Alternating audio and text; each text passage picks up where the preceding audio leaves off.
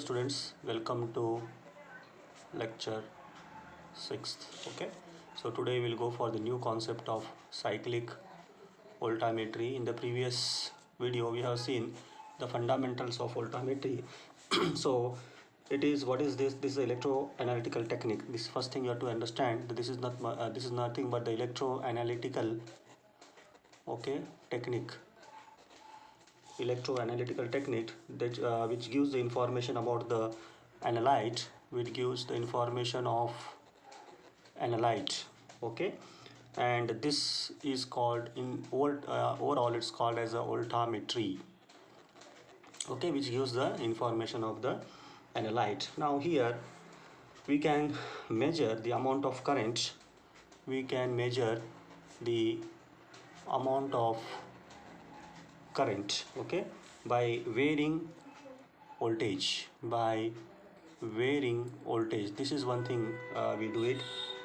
And the next we can see the change in the current, whatever the change is going to happen in the current with the varying voltage, with the result of varying, I will write here voltage, okay, gives a plot, and that plot we call as voltammogram.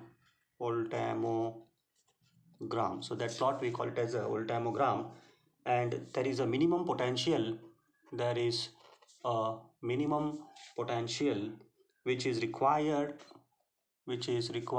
to initiate, okay, minimum potential required to initiate an oxidation or reduction at an electrode surface, surface. Okay, so that potential, that is required, so which can initiate the oxidation and the reduction at this electrode. So this is what.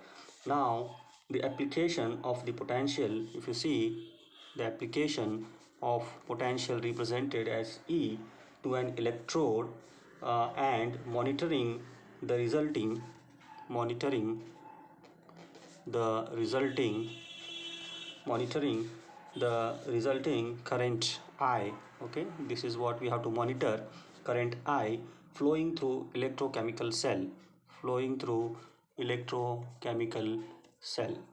Okay, and in many cases the applied in many cases the applied okay the potential applied potential in some cases or many cases, the applied potential is varied or the current is monitored. Applied potential is varied or current is monitored. Okay, so current is monitored over a period of time. Okay, so this is what you have to see. Thus, if you see the all voltammetry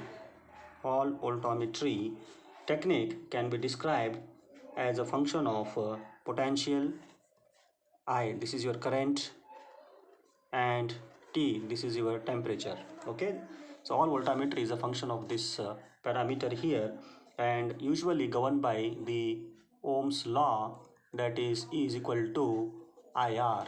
What is this E? Where E stands for your potential, okay, and I is your current, and T is a time period. Now if you come to this cyclic voltammetry, now CV, I will represent this here. This also is an electrochemical technique.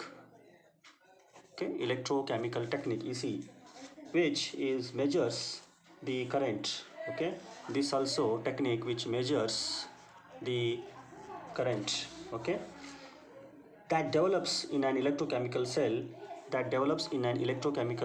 Whatever the current is developed in an electrochemical cell, okay, and where you are going, the voltage is applied, where the voltage is applied excess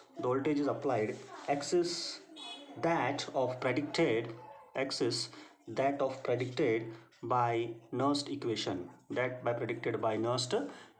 so you are going to apply the voltage and measure the current changes in electrochemical cell, and the voltage applied is in excess that predicted by the Nernst equation. This cyclic voltammetry is performed, this CV is performed, okay, in by cycling the potential. That's why it is all cyclic, by cycling potential. Okay, this is important here. That means you are starting with one point A, then B, then C, then D, and back to A. This is what cycle. So one cycle is completed here. So you start with A and finally come to A. Okay, reach a point here D and finally come to initial point here. So this is called cycling potential. Okay, so this is what the main principle of the cyclic voltammeter here. Now, if you see the working, this voltammeter cyclic CV I will represent, it consists of three microelectrodes. It consists of three microelectrodes, as in the first video we have told. That is your working electrode, I represent as WE, and this comes in various geometries and material. This working electrode comes in various geometry and material. Okay, it varies experiment to experiment and ranging from small mercury drops. So you can take small mercury drops or gold foil. Okay, gold mercury drops or platinum disc, flat platinum disc, flat platinum disc. They use this one. Okay, flat platinum disc. And the other some common used electrode materials are, as I said, now gold foil, platinum, or glassy carbon. Okay, so this is how the working electrode is taken. Okay, so this is one electrode is used, and the next electrode used here in this CV is your auxiliary electrode AE, or also called as counter electrode, as in yesterday's video I told you. And this passes all the current needed to balance.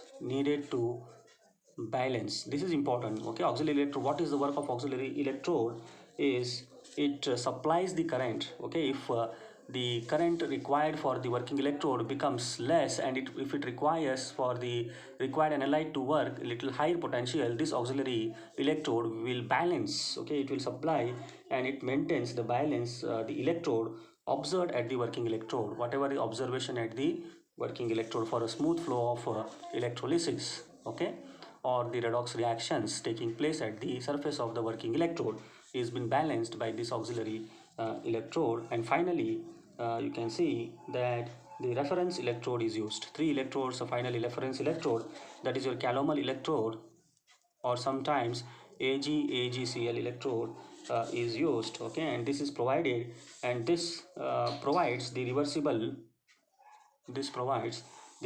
half cell reaction with the Nernstian behavior. Okay, so this is what the work of the reference electrode, and its only electrode you can see its only electrode to act as a reference is measuring and controlling the working electrode potential, This is what the work of the reference electrode is. Okay, so it will also control the working electrode potential. Difference is very much important between working electrode and reference electrode, and then you can see the results, whatever is happening is been detected by the recorder. And in this, to maintain all this potential of these two, so there is your auxiliary electrode here. So continuous process of auxiliary electrode is maintained by auxiliary electrode of these two electrode here, and reference electrode also is supporting the working electrode here. So this is how the work of, and mostly you can see yes, measuring and controlling the working potential here, and most commonly used reference electrode in aqueous solution is your Calomel electrode. You know that you have used this in the laboratory. Now if you see the cyclic voltammetry setup, CV setup here, now this cyclic voltammetry potential, if I take in this way, so you start with one potential, end with one, again you start, and like this. Okay, so this is how we see here at particular time 0, so T1, T2, T3, T4, something here like this, and this is your potential E, cathodic potential, or some potential if you use, and this we give you in the waveform here like this. So if you start with one potential T1, so it go for this one point here, then this is a point. We will see, we will think, we will know that what is this called. Okay, and again it get reversed here. This is called forward potential or forward cycle, forward scanning, and it goes to one point here. Again it reverse back to reverse scan to reverse back. Again it comes to this level here. Okay, again if you increase the potential particular time, again it increases here, and again you in this one again it will decrease and come to a initial potential here. So this is what the cyclic form of the cyclic voltammeter we have to can be shown in a waveform here. The main reason is here, whatever point we are starting, finally it's the cycle will complete again coming to that point here. For example, the same diagram I can show here. Now usually this is very much important. Now you have to understand. So this is what about the scale here. So this is your 0 point here, and you can see this is the voltage, that is E versus I. This is your current. Okay, as I will show, it is plotted by the respect to volts with respect to varying voltage with respect to the current here. Now you, if you take it from started from positive, okay, so here I will take positive potential, and if I take here negative potential, okay, that means from high potential to low potential. If I start here, so it gets scanned like this from anodic, usually from anodic region it starts like this, okay, then go in this way, and finally it comes here in this way, and again it reverses back here, and again it comes here, and finally it reaches here. So this is one of the graph of the cyclic voltammeter here, where which I can see there is a two peaks observed here. As you increase the potential from positive to negative, and from again negative to positive, again this reversed back here and again reaching to the same point. That is called cycle here.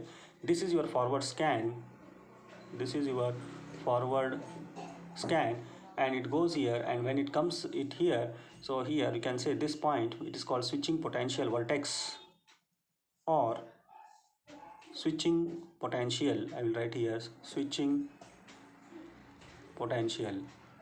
Okay, and after this you can see again it is reversed back here, and this is called as reverse scan here. Okay, now here whatever we are observing the peak here, so you take it this like this.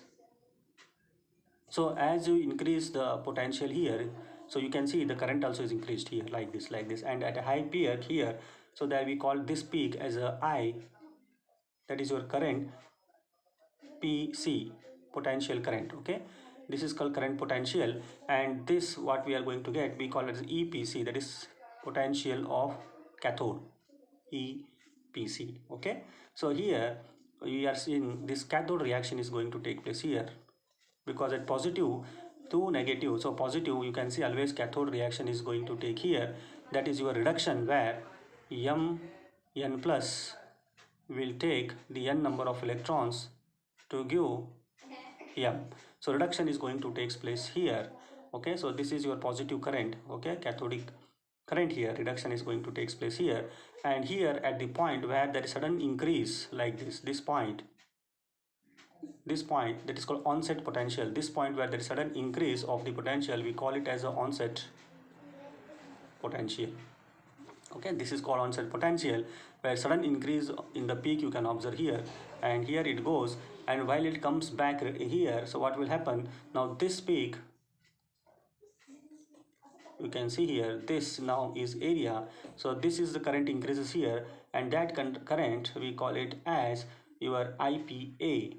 This current, now here I can take it here, this is your IPA, current of anodic here, and this is your, this I will write here EPA, potential of EPA. This is your EPA potential.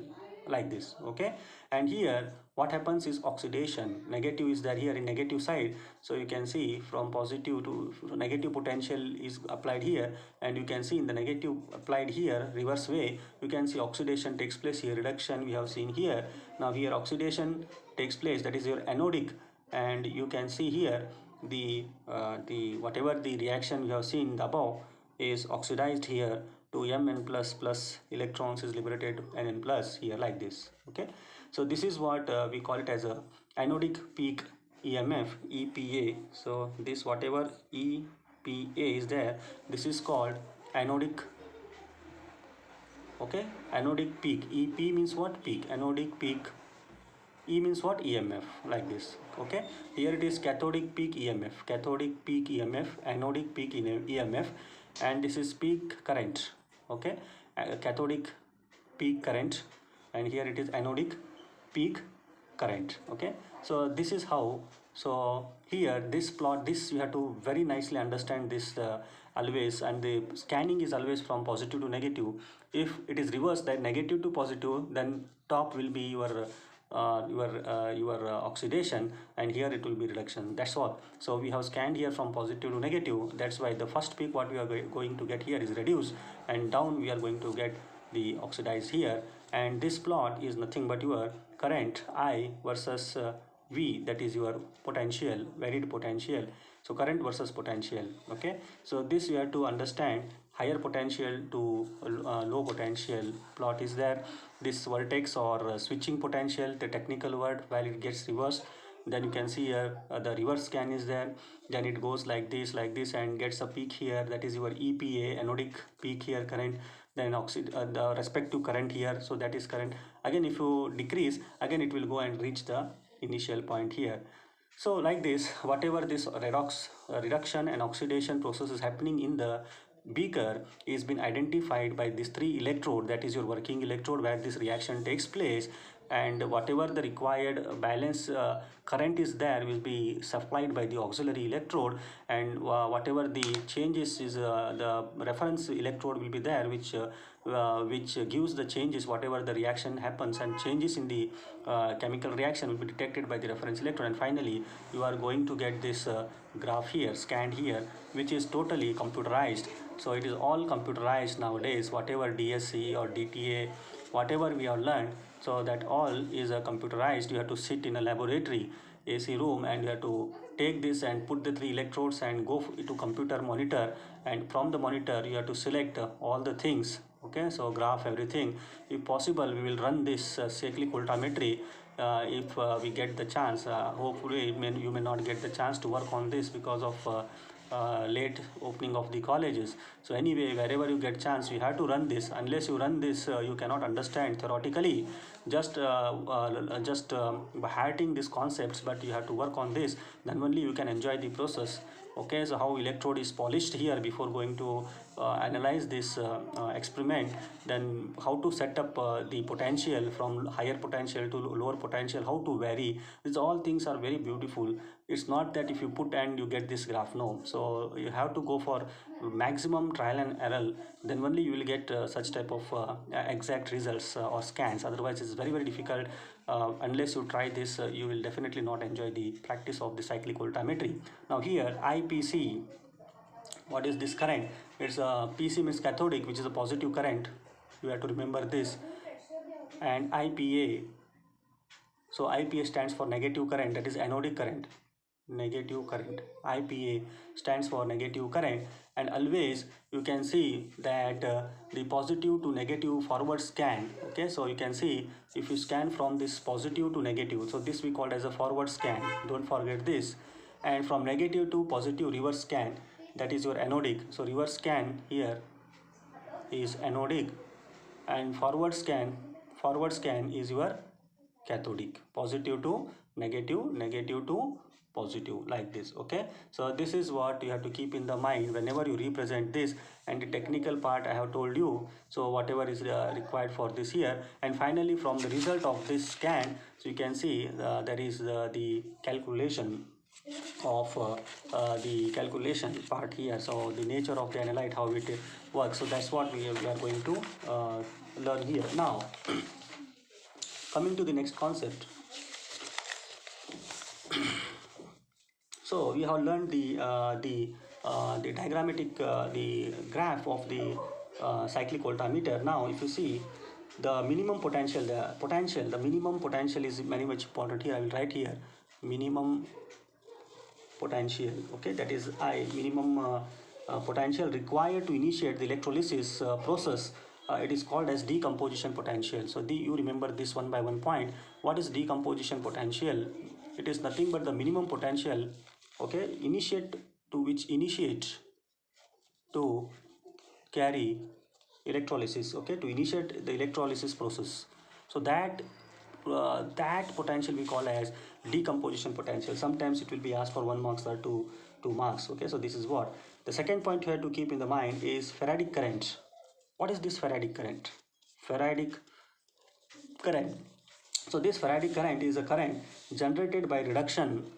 It is a current generated by reduction or oxidation of some chemical substance Okay, the Faradic current is nothing but the current generated by reduction or oxidation of some chemical substance at the electrode. See here.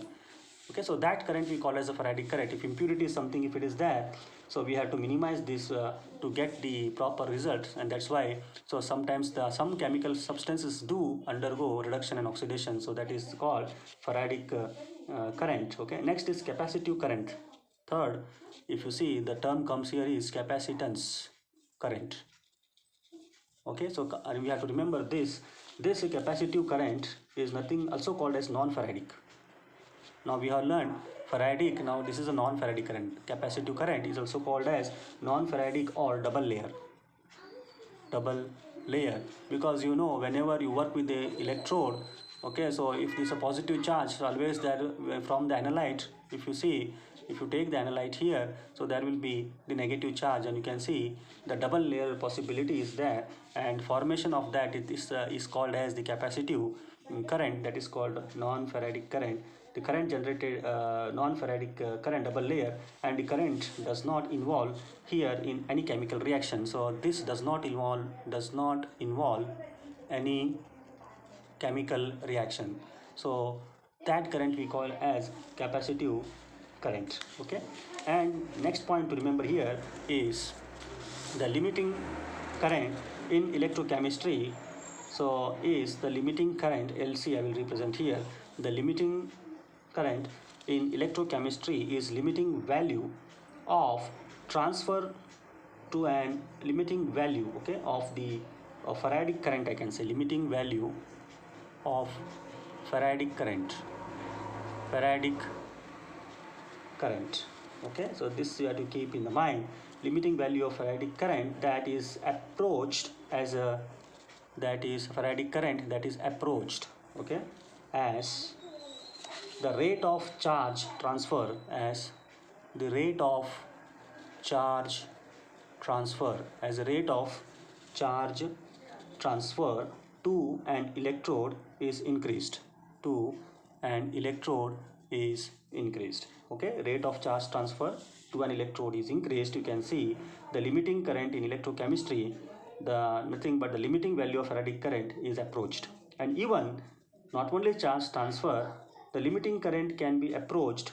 Okay, so limiting current can also be approached here.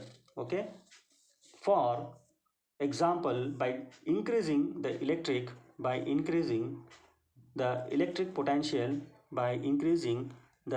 potential, so you can approach the limiting current by increasing the electric potential or decreasing the rate of mass transfer,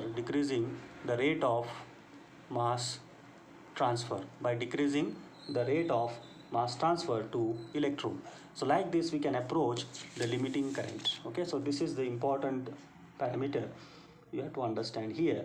And the potential at which the current is 1/2, and the potential at which the limiting current, okay, the potential at which the current is half of limiting current, okay, is half of the limiting current is called half wave potential, is called half wave potential, that is called E half, like this. Okay, what is this E half? Half wave potential, it is nothing but the potential at which the current is half of the limiting current, half of the limiting current. And what is this limiting current? We have learned this here, all things. Okay, Faradic current. So this approach, how it is approaching? By the rate of charge transfer to the electrode, if it is increased, or it can also be approached by increasing the electric potential or decreasing the rate of mass transfer, anything. So this will have the effect on the limiting current. And this limiting current, whatever the potential at which the current is half to this of this limiting current, that we call it as a half wave potential, which is given by the term that is your E half. Okay, one more thing you come is your diffusion current. Remember this, all things you have to keep in the mind. One more term you come is a diffusion. What is this diffusion current? Diffusion current we usually see in most of the semiconductors. Okay, in semiconductors we use this diffusion current here, which are also termed as charge carriers. We call it as a charge carriers. Okay, like in NP, what is that, N and P type of semiconductors we call. So they charge carriers, it may be holes or electrons. So that type of wherever we see it is called as diffusion current. So this is how you have to keep in the mind some of the technical words in this type of voltammetric study, or the cyclic voltammetric study. Okay, now the applied voltage controls. Now here whatever we are applying the voltage, applied voltage, okay, in this CV, now this is control the concentration of redox species. This controls the concentration of redox species. Concentration of redox species at the electrode surface is represented as concentration CO or Cr. This is concentration of oxidized, and this is concentration of reduced by the Nernst equation, given by the Nernst equation, that is your E is equal to, you know that, E naught minus RT by NF ln C naught of reduced species divided by C naught of oxidized species. This is important, and this equation is called as your Nernst equation. Okay, and you know that what is this E? E is nothing but your standard potential. This is your potential. Okay, this is your potential, and E naught is your standard electrode potential. And what is here R? R is your universal gas constant, and that is given as 8.314 per mole per Kelvin. Okay, and you know what is temperature. Okay, it's absolute temperature. And what is N? N is the number of electrons taking part in the reaction. It may be 1 electron, 2 electron. And you know what is F? F is your Faraday's constant, that is your 96,488 coulombs equivalent.